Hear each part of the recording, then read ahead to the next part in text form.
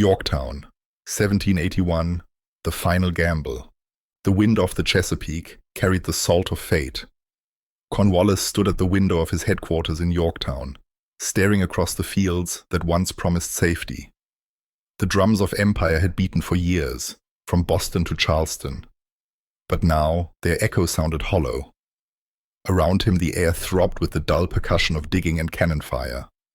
Across the river, the French fleet under de Grasse lay anchored, massive silhouettes against a burning sky. Their arrival had sealed Yorktown's fate. No reinforcements, no escape by sea. Behind Cornwallis, the earth trembled as Washington's and Rochambeau's men tightened their noose. The siege had begun. Washington watched from a ridge, his spyglass reflecting the flashes of artillery. This was the moment he had dreamed of since the retreat from New York. The chance to end the war. For years, he had fought without certainty, relying on courage more than fortune. But now, with the French fleet blocking the bay and 17,000 Allied troops surrounding 8,000 British soldiers, destiny had shifted. As dusk settled, the trenches came alive. Men with shovels and muskets worked side by side, carving their way closer to the British lines. The faint glow of lanterns shimmered over the dark earth, and the thud of picks mixed with whispered prayers. From across the no-man's land, red flashes erupted, the British firing blindly into the night. By dawn, the first parallel was complete. Washington's engineers marked the line, and soon, the thunder began.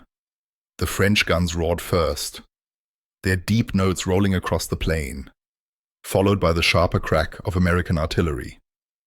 Within hours, Yorktown vanished behind a cloud of smoke and dust. Houses burned, gunpowder stores exploded, and the British soldiers huddled behind shattered walls. Cornwallis paced his quarters, the air thick with gunpowder. He had built his defenses well.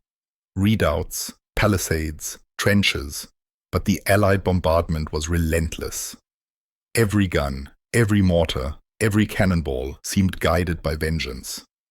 His messengers brought reports of mounting casualties, broken guns, and sinking morale. Still, he held out hope. If he could endure long enough, maybe Clinton's fleet from New York would come. Maybe. The wind would change. But the wind did not change. Days turned into nights of thunder and fire. The Allied lines crept closer, like jaws closing around prey.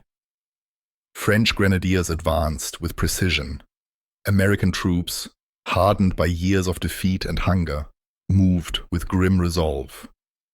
They were no longer farmers or tradesmen. They were soldiers of a cause, fighting for something greater than themselves. Then came October 14th, under a moon veiled by smoke. Two columns gathered at the front. One, led by the Marquis de Lafayette, aimed for Redoubt 9. The other, American troops under Alexander Hamilton, prepared for Redoubt 10. Drums were muffled, bayonets fixed. No shots would be fired until the walls were taken. "Forward," Hamilton whispered. They surged out of the trenches, bayonets glinting like silver in the gloom.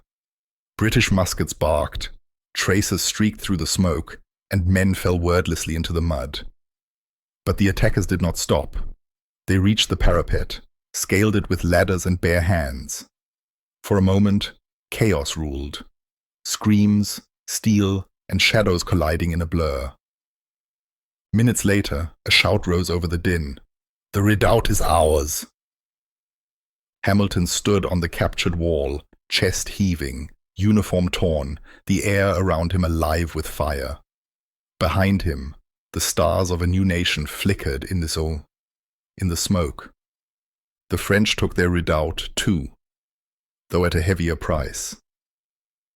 Across the field, Rochambeau's men planted their flags atop the enemy fortifications, the fleur-de-lis rippling in the cannon light. With both strongpoints fallen, Yorktown's outer line crumbled. The British guns fell silent, one by one. Cornwallis watched the fires burn. His aide entered quietly, face pale. "Sir, our positions are untenable." Cornwallis said nothing. He knew. Every report, every messenger told the same story. No escape by sea, no relief from Clinton, no victory left to claim. The Empire's last gamble in America had failed. On the morning of October 17th, a single drummer appeared on the British rampart, beating a slow, hollow rhythm. A white flag fluttered behind him. In the Allied camp, silence spread like a wave. Soldiers paused mid-step, turning toward the sound.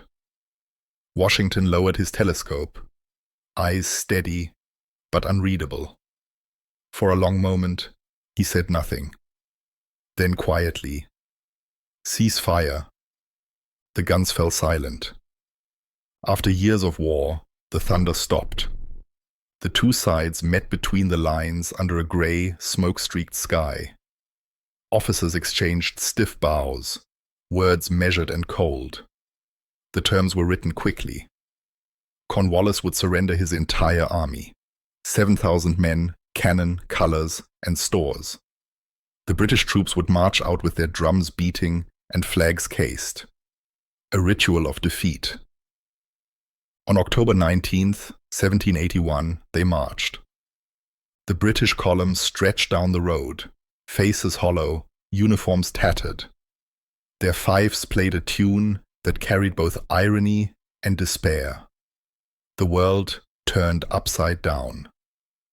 On the opposite side stood the ranks of the victors, Americans and French together, silent and unmoving. Washington watched from horseback, hat in hand.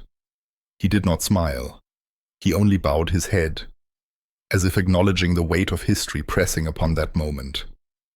Cornwallis, feigning illness, did not appear. Instead, General O'Hara presented the sword of surrender. Washington refused it, directing him to present it to his subordinate, General Benjamin Lincoln, the same man who had surrendered Charleston to the British the year before. History turned full circle. Yorktown lay silent beneath a pale autumn sun. The smoke had drifted away, leaving only the stench of powder and the scattered ruins of an empire's last stand. The fields, once alive with the thunder of guns, were now trampled mud, marked by footprints and blood. Overhead, crows circled lazily, as if mocking the futility below. At dawn, the victors prepared for ceremony. The drums of the Continental Army rolled slow and steady, a heartbeat of victory held in restraint.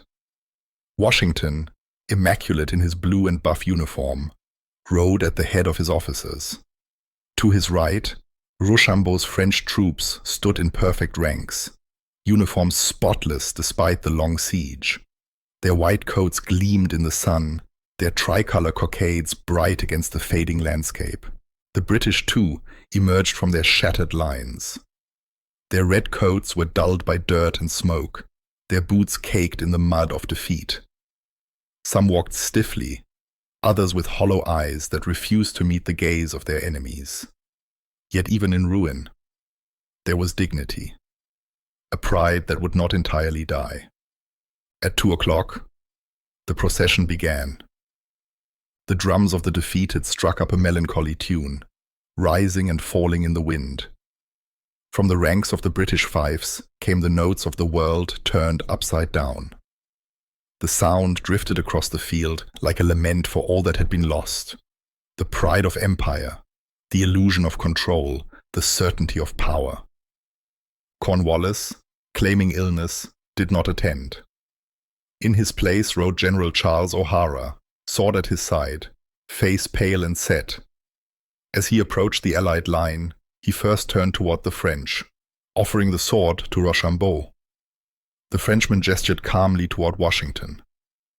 "Sir," he said, "you must surrender to the commander of the combined forces."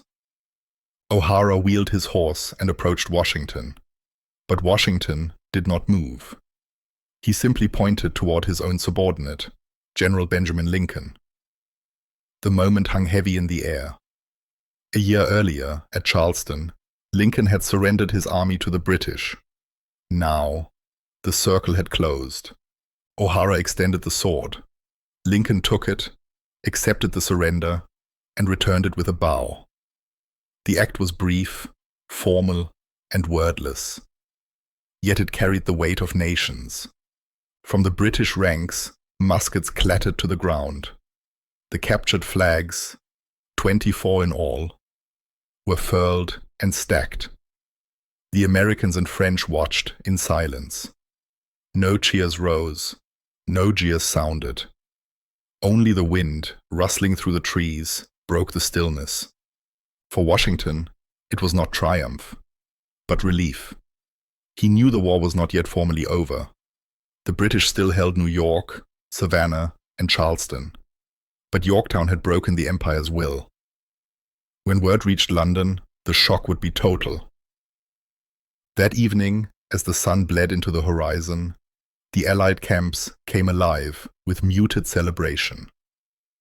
The French officers toasted their king and the cause of liberty. The Americans, exhausted and thin from years of struggle, gathered around campfires and sang low songs of home. Somewhere in the darkness, a soldier whispered, "It's over." In his tent, Washington sat alone by candlelight. Before him lay letters, reports, maps, all relics of a war that had consumed 8 long years. He thought of the winters at Valley Forge, the frozen men at Morristown, the retreat through New Jersey, the narrow escapes that had kept the dream alive. He closed his eyes and whispered, "Providence has been kind." Outside, the sky flared briefly with fireworks from the French ships on the river. Their reflection shimmered on the waters of the Chesapeake, like stars reborn from the ashes of war. Across the field, the British camp was silent. Cornwallis sat at his desk, his uniform coat unbuttoned, the weight of defeat pressing on his shoulders. He wrote slowly, the ink smudging under his hand. "I have the mortification to inform your lordship that I have been forced to capitulate." His words would travel across the Atlantic and ignite a storm in Parliament. In London, when the news arrived weeks later, silence filled the chamber. Lord North, the Prime Minister, stood pale and trembling. "Oh God," he whispered, "it is all over." In America, bells rang from church towers. In Philadelphia, the Continental Congress gathered to hear the report. When the messenger entered and read aloud the words, "The enemy has surrendered," the chamber erupted in cheers. Men embraced, wept, shouted prayers of thanksgiving. But Washington remained cautious. He forbade drunken celebrations, reminding his men that the war was not finished until peace was signed. "Let us be sober in victory," he said. "The eyes of the world are upon us." Weeks later, as the armies began to disperse, Yorktown returned to silence. The trenches filled with rainwater, the burnt houses collapsed into ash, and the battlefields were reclaimed by grass. Only the graves remained, a silent testimony to what had been won and lost. For the French, Yorktown was glory earned. For the Americans, it was destiny fulfilled. For the British, it was the end of an age. When Washington rode away from the battlefield for the last time, he turned once to look back. The sun hung low, casting long shadows across the land. Somewhere, a lone bugle sounded the day's end.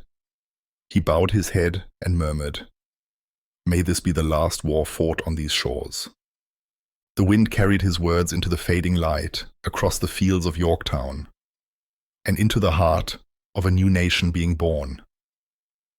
The guns of Yorktown had fallen silent, but their echo traveled across oceans. In the months that followed, couriers rode through the frost of winter, carrying the impossible news. The British army had surrendered. In taverns, churches, and lonely cabins, the people of the 13 states heard it whispered and wept openly. Men who had marched barefoot through snow, women who had buried sons and husbands, old men who had given their last coins to the cause, all felt a single truth rise. Like sunlight through storm clouds, they had won. But victory was not peace. In New York, Charleston, and Savannah, the Redcoats still held the ports. British warships still prowled the Atlantic. Skirmishes flickered like dying coals. Yet the fire that once burned for empire had gone cold. The will to fight was gone, not only among soldiers, but in London itself. Across the Atlantic, Parliament debated through long, bitter nights. Maps of the colonies lay spread across the tables. Red lines of empire, now meaningless. The empire had spent fortunes, spilled blood, and shattered pride, only to lose the jewel it once claimed as its own. When the news of Yorktown reached King George III, he read the report in silence.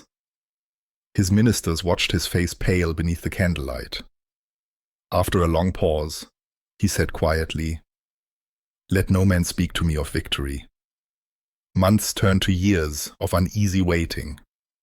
Negotiations began in Paris, cautious, secret, and fragile. There, in dim chambers thick with smoke and diplomacy, men who had once been rebels sat across from the empire they had defied. Benjamin Franklin, now old and sharp-eyed, led the American delegation. Beside him sat John Adams and John Jay.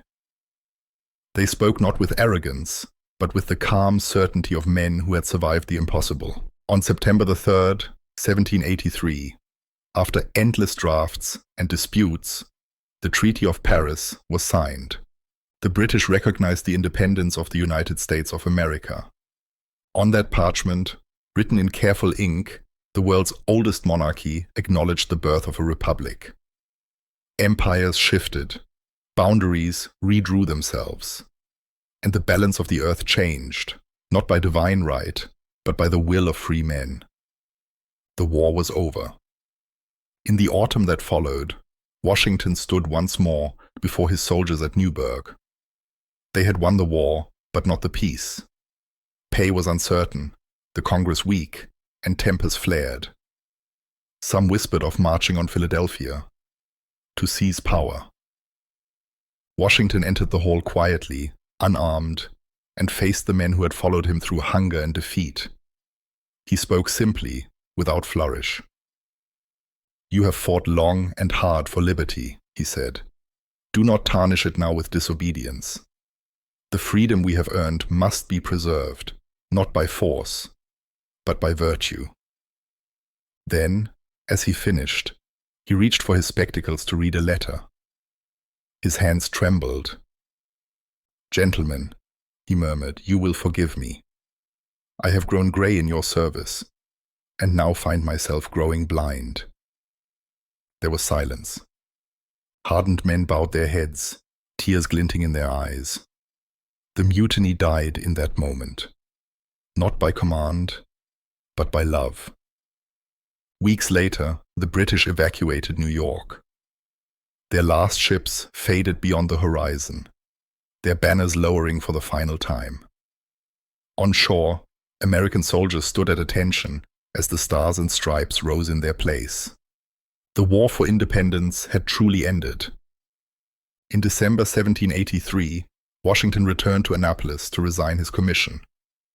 The hall was crowded with congressmen, diplomats, and officers, the air thick with emotion.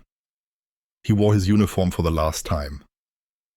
"Having now finished the work assigned me," he said, voice steady, "I retire from the great theater of action and take my leave of all the employments of public life."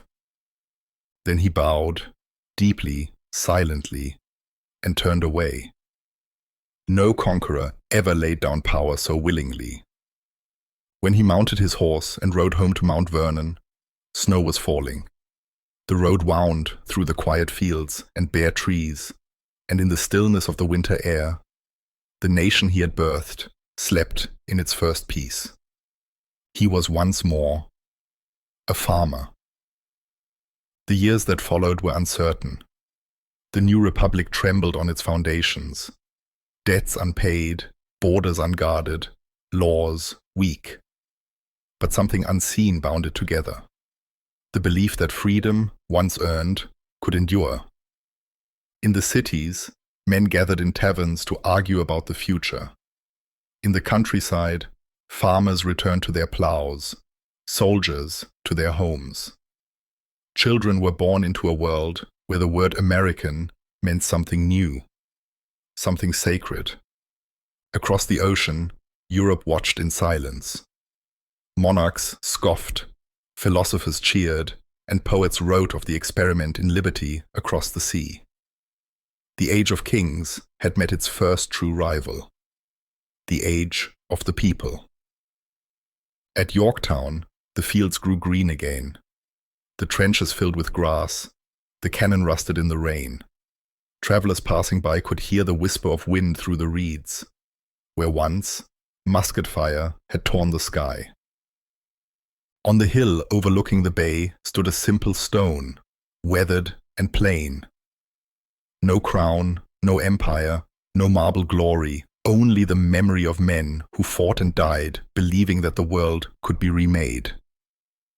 And on quiet evenings, when the Chesapeake turns gold in the setting sun, one might almost hear the faint echo of that old fife tune carried on the wind, the world turned upside down.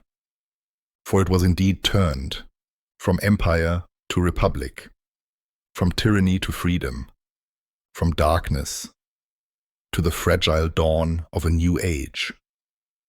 And so ended the war, not merely of muskets and kings, but of ideas, an idea that outlived its founders, that crossed oceans and centuries, and that began, once upon a time, in a small Virginian town, under a sky of smoke and thunder, Yorktown.